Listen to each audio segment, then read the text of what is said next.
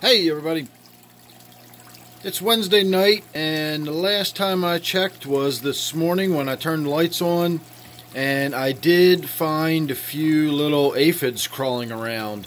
So real quick this morning I gave a few little spritzes and sprays with my soapy water, and hopefully I got them covered. I then did another brief water change. I noticed where the water was dripping into the tank, I was starting to see some bubbles that kind of looked a little on the sudsy side. In fact, those bubbles there almost kind of look a little too sudsy for my liking. So we'll probably be doing some more water change here in the very near future. If I don't get around to it tonight, I'll be doing it first thing in the morning before I go out again tomorrow.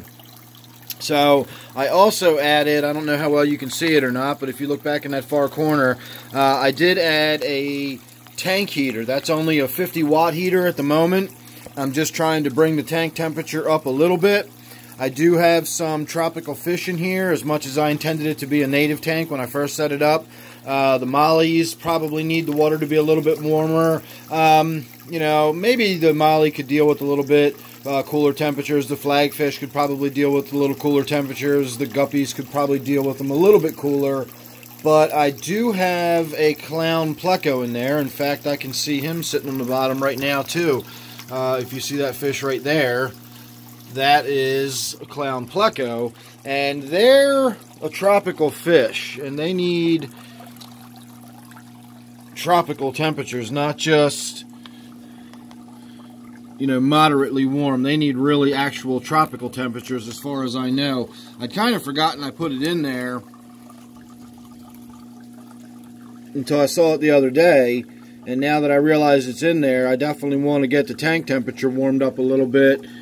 I'm sticking my fingers in there now, and I'm telling you, it's probably in the upper 60s. Maybe we're pushing 70 degrees, but I doubt it's even 70 degrees yet. So we definitely need to bring the temperature up a little more. I just stuck the tank thing in there, the whatever this thing's called, the heater, first thing this morning, and left. So I didn't want to set it too high. I just kind of set it for around the 75 degree mark, figuring if it was a little warmer than that, it wouldn't be too bad. But in this case, it's probably not even that warm. And then, of course, it's got this whole tank to try to heat up, and it's not able to do so. So we're definitely going to have to order a more appropriate size heater for this tank. Let's see if we can see them any better from this angle. I did have a little more leaking going on the other day. Yeah, he doesn't look too bad. It looks a little pale, and as I say that, I just had some water drip onto the back of my hand. So we are still getting a little bit of leaking. You can see water weeping, dripping. So not too terribly worried about it. I do permanently keep a pan back here to catch any little bit of water that drips, so not a big deal there.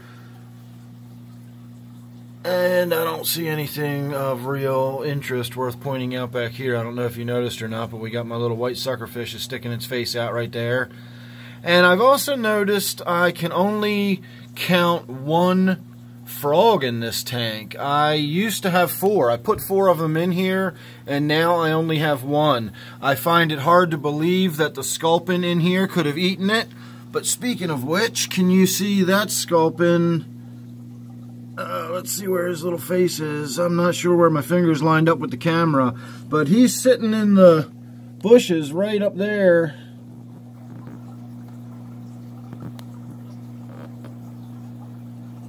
You can see his little face sticking out. So is that one big enough to catch and eat those frogs? It very likely could be hanging out in the plants like that up near the surface for the purpose of catching those little surface fish. I don't know. But we've still got all the other plants stripped away. I haven't brought anything back in yet. And let's actually check for what I came in here for, was to see if we can see any living aphids. And I can certainly see living aphids right there.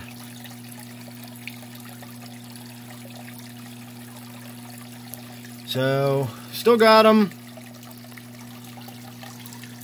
Yep, those little ones right there by my finger, down by the base of the stem, those are still alive.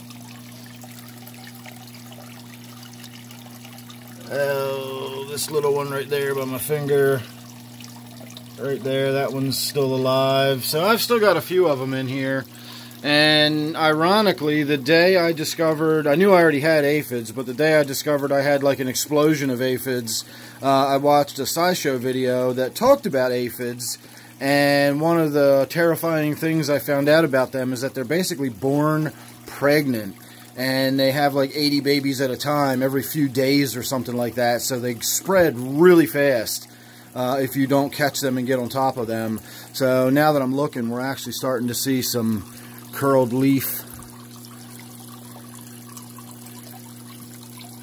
on these, and that could be nutrient deficiency or other things. But if you've got an aphid infestation and you're seeing curled leaves, then I'm gonna, aphids are pretty much the first thing I'm gonna go with. So I'll keep plugging away at it. We're making progress. I didn't think I was going to get in here and spritz it down once and be done with it. So we'll wait and see how it goes. But so far, I'm not unhappy with what I'm seeing. I do think I want to remove this piece of wood. It definitely puts like too much tannins and just brown funkiness into the tank, and it gets it really hard to even see into the tank very quickly. So that's probably going to go. I might just cut it off and then prop it up right there so we still get the superficial appearance. I did have to actually pull my philodendron off. That was, the roots were actually beginning to attach to it, so I was liking that. We've got moss. I was going to pull this dying leaf out, but moss has actually grown and sort of attached to that. We've got moss here that is actually growing onto these leaves and sort of attaching these leaves to the side of it. Likewise with this. So actually, now that I'm looking at it, we can see in here all this moss is actually starting to grow up onto the frame. Back here we've got some moss that's attaching. So all the while that it's getting more and more grown in, we're going to have more and more different issues. And look at all these weird little bugs.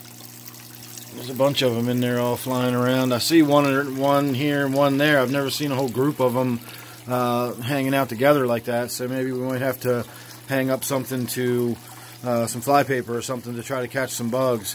So anyway, like I say, it's still growing in, and it's still starting to look natural, and everything's starting to grow together. I really don't want to start pulling it apart if I've got aphids starting to get in here. This is starting to grow together. We've got some grasses and things that were in the moss when I brought it in, and those have started growing. And then of course we've got all of my bulbs and stuff back there that I've planted, and we're waiting for all that to come up.